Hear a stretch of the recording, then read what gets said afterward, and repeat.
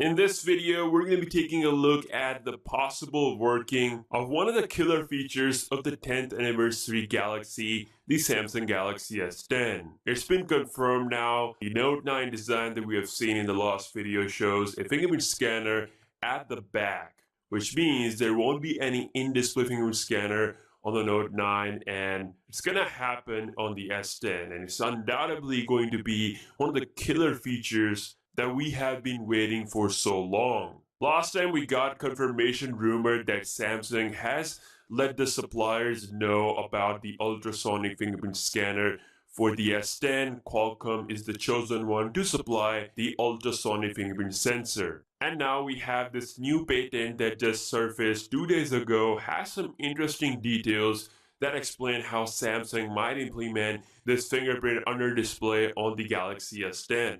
So this was published on June 7, 2018, and it shows a new method for the in-display fingerprint scanner implementation using a combined button method. What is a combined button? Well, it's a combination of a virtual and a mechanical button. Virtual that you can see on your phone that appears graphically, and mechanical is that physical key. So Samsung is looking to implement a combined button consisting of a virtual and a physical or mechanical key. According to this patent, we have a device with 3 buttons, a back button on the left, a multitasking button on the right, and a combined home button in the middle with an in-display fingerprint scanner. So the home key has a virtual button that we will see graphically, but underneath it will have a mechanical button under the display, which will also include an in-display fingerprint scanner. So it's not just in-display, it's in a mechanical button that Samsung has to implement under the display according to this patent. So you can just touch it or press it or hard press it to unlock your phone. It's gonna be highlighted when the display is off or on, and naturally you'll know its position since it's right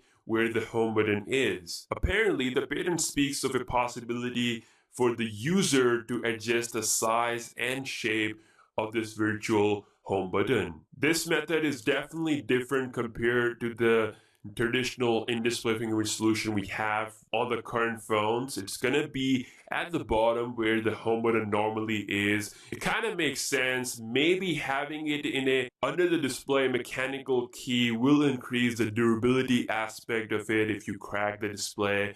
We don't really know the main exact reason. I mean, it's a bit complicated at this point. Again, we'll see more. We also have a possibility where all 3 keys can be combined buttons. So we have different shortcuts depending on how hard you press one button or press 2 keys at the same time for a specific function, and some gesture support to launch voice assistant or camera or Samsung Pay as shown in this example. As we know, we are moving towards that gesture era. Android P already has it, and someday Samsung will also going to add a gesture option in their Experience UI. So this could be an early glimpse of that, although they don't have to do this just for the gestures. It's mainly for implementing the in-display fingerprint scanner. This patent also talks about reducing the top bezel. Within this, we see the return of the notch phone for that maximum screen real estate.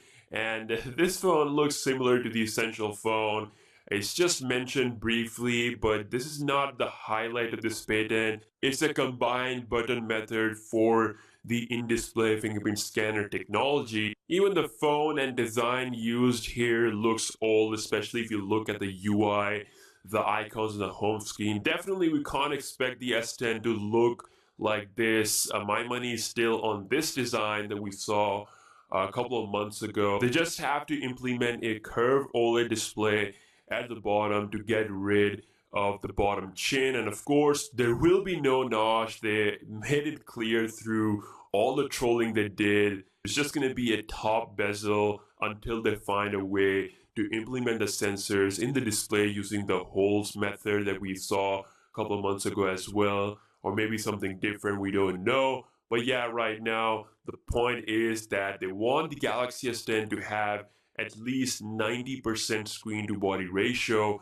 which is a big jump from the 84% screen to body ratio of the Galaxy S9.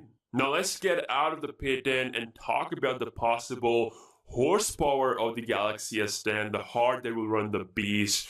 We know that the S10 will going to be the first phone from Samsung to use the next generation of Exynos processor with custom Mongoose M4 cores based on 7nm process. And its performance is said to be beyond Cortex A76 architecture, which was announced a couple of days ago. According to the leakster Ice Universe, the upcoming Exynos 9820 with M4 architecture is said to be more efficient than Cortex A76. The leakster says that the performance of these cores is said to be higher than the performance of Cortex A76, which can also mean that the clock speed of M4 is going to be higher than the maximum clock speed of the Cortex A76. So Exynos 9820 could be seriously powerful, even powerful than the next generation of Qualcomm chipset, the Qualcomm 855, which will be based on the Cortex A76 architecture. They will customize it. Maybe it will be as fast as the Exynos one. We don't know.